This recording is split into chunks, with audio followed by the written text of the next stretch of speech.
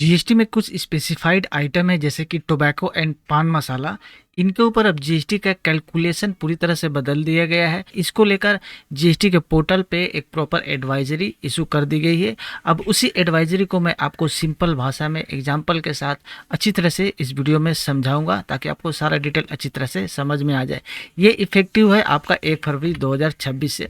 तो इस वीडियो में हम लोग कब से लागू होने वाला है, क्या है रूल, की चेंजेस जो है ट्रांजेक्शन्स वैल्यू और आरएसपी को लेकर यानी कि रिटेल सेल प्राइस को लेकर, ये दोनों क्या है और वर्किंग जो है किसके बेसिस पे होगा, जीएसटी का वर्किंग यानी जीएसटी कैलकुलेशन कैसे करना होगा, क्या फार्मूला है, प्रैक्टिकल एग्जांपल के साथ डिटेल में आपको मैं बताने वाला हूँ।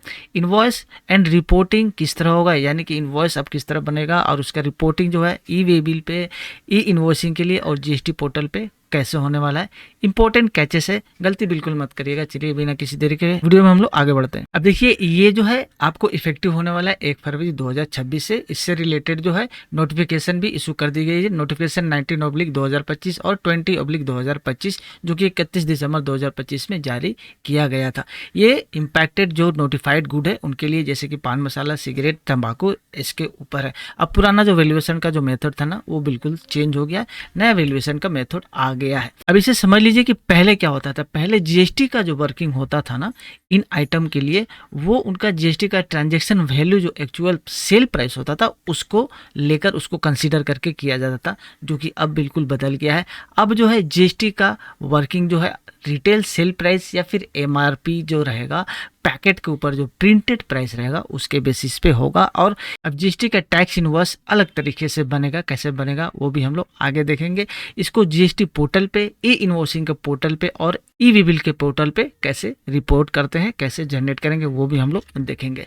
अब देखिए जीएसटी वर्किंग का फॉर्मूला क्या रहेगा। जैसे हम लोगों ने देखा कि अब आरएसपी बेस हो जाएगा, वर्किंग पूरा रिटेल सेल प्राइस के बेसिस पे होगा। तो इसका मतलब क्या हो जाता है कि टैक्स अमाउंट जो निकलेगा ना वो अब निकलेगा जो रिटेल सेल प्राइस है वो आपका मल्टीप्लाई हो जाएगा एक्चुअल रेट से, जो भी रेट एप्लीकेबल होगा, डिवाइडेड हो जाएगा आपका बैक कैलकुलेशन यानी कि 100 प्लस वो रेट, यानी कि अगर 40% का रेट है तो हो जाएगा retail sale price into 40 divided by 140। ये आपका हो जाएगा डिम टैक्सेबल वैल्यू, यानी कि जो रिटेल सेल प्राइस होगा उसमें से माइनस कर देंगे हम लोग टैक्स अमाउंट। तो ये हम लोग रिवर्स कैलकुलेशन करके अपना जो है आपको टैक्सेबल वैल्यू निकालेंगे। चलिए इसको डिटेल में एग्जांपल के साथ समझते हैं। सिनेरियो एक हम लोग लेते हैं, कोई प्रोडक्ट है, कोई टोबैको प्रोडक्ट है, वो नोटिफाइड आइटम है। अब उसका जो एमआरपी या फिर आरएसपी जो भी आप कर लीजिए पर पैकेट 100 रुपीज़ का है।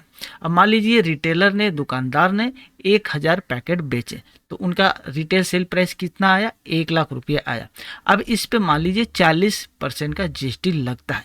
अब चलिए देखते हैं इस पे कैसे हम लोग वर्किंग करेंगे जीएसटी का, कैसे होगा।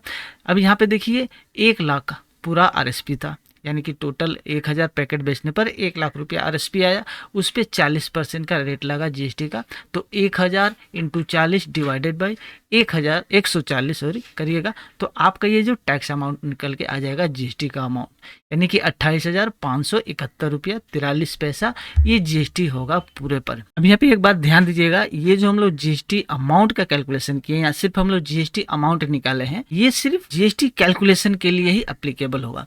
अब इस पे जो टैक्स इनवॉइस बनेगा इस तरह से नहीं बनेगा। इसको हम लोग जब ई इनवॉइस करेंगे या फिर ई वे बिल बनाएंगे या फिर ई इनवॉइस हम लोग करके जीएसटी पोर्टल पे चढ़ाएंगे तो वो जो वहाँ पे डिटेल होगा वो अलग होगा। अभी बिजनेस में जैसे भी मान लीजिए सप्लायर और रिसिपिएंट यानी दुकानदार और जो सप्लायर होता है उसके बीच में कुछ एग्रीमेंट वगैरह होता है, मार्केट में जो डिस्काउंट चलता है उसके बेसिस पे माल दिया जाता है।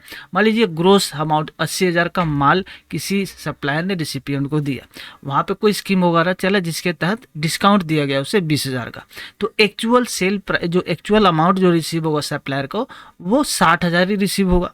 तो ये 60,000 जो है एक्चुअल कंसिडरेशन है सप्लायर के लिए, अपने को एक्चुअल कंसिडरेशन मिल गया सप्लायर का। अब जीएसटी अमाउंट अपने को मिल गया, जीएसटी हम लोग जो वर्किंग किए थे अलग तरीके से। तो यहाँ सिनेरियो क्या हो गया, कंफ्यूजन वाला हो गया भाई कि जीएसटी रिटर्न में क्या हो रहा है, रिटर्न में हम लोग कैसे पेश करेंगे, ई वे बिल पे कैसे दिखाएंगे। ध्यान से देखिएगा, यहाँ पे हम लोगों ने टैक्स अमाउंट जो है एमआरपी पे कैलकुलेट किया, ठीक है, जो कि हाई है, एमआरपी हम लोग जो आरएसपी जो है उस पर हम लोग कैलकुलेट कर लिया। दूसरा सेल वैल्यू जो है एक्चुअल वाली दिखानी है, यानी कि जो एक्चुअल 60,000 हमें मिला है वो। तो यहाँ फिर सेल इनवॉइस का फॉर्मेट में क्या रहेगा, कैसे हम लोग टैक्स इनवॉइस इस डिटेल पे बनाएंगे। देखिए यहाँ पे टैक्सेबल वैल्यू आपका 60,000 रहेगा, जो एक्चुअल कंसिडरेशन है, जो एक्चुअल नेट सेल अमाउंट है वो 60,000। जीएसटी का अमाउंट आपका 28,571 रहेगा, जो कि हम लोगों ने आरएसपी पे कैलकुलेट किया था बेस्ड ऑन आरएसपी। ये टोटल आपका हो गया 28,571 और 60,000, यानी कि 88,571 रुपया 43 पैसा। ये टोटल आपका इनवॉइस वैल्यू हो गया।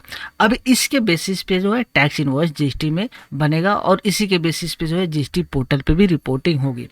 यहाँ पे देखिएगा टैक्सेबल वैल्यू प्लस टैक्स मिलाकर टोटल टैक्स इनवॉइस होना चाहिए। यहाँ ये वैलिडेशन भी लगता है कि टैक्सेबल वैल्यू प्लस टैक्स जो है वो बराबर या फिर उससे कम होना चाहिए किससे, टोटल टैक्स इनवॉइस से। तो ये वैलिडेशन रहता है, इसीलिए इस बेसिस पे जो है आपको टैक्स इनवॉइस बनाना है। अब देखिए इसको रिपोर्टिंग कैसे करेंगे हम लोग, जीएसटीआर 1 में, ई वे बिल में और आपका ई इनवॉइसिंग में कैसे होगा। टैक्सेबल वैल्यू फील्ड में एक्चुअल नेट सेल 60,000 डाला जाएगा। टैक्स अमाउंट वाले फील्ड में, यानी कि रिटेल जब टैक्स फील्ड हम लोग भरते हैं जहाँ पे, वहाँ पे रिटेल सेल प्राइस बेस जो हम लोग निकाले थे आपका टैक्स अमाउंट, यानी 18,571 रुपये 43 पैसा वो जाएगा। और ये दोनों मिलाकर इनवॉइस वैल्यू हो जाएगा 88,571 रुपया। क्लियर है? कोई सवाल है तो आप जरूर कमेंट में पूछिएगा। अब यहाँ पे एक दिक्कत हो सकती है कि मान लीजिए जब आप पोर्टल पे 60,000 टैक्सेबल वैल्यू देंगे तो उसके बेसिस पे ही टैक्स अमाउंट कैलकुलेट करेगा, यानी कि कम कर सकता है। उस केस में आपको यहाँ पे मैन्युअली जो है टैक्स अमाउंट को एडिट कर लेना होगा।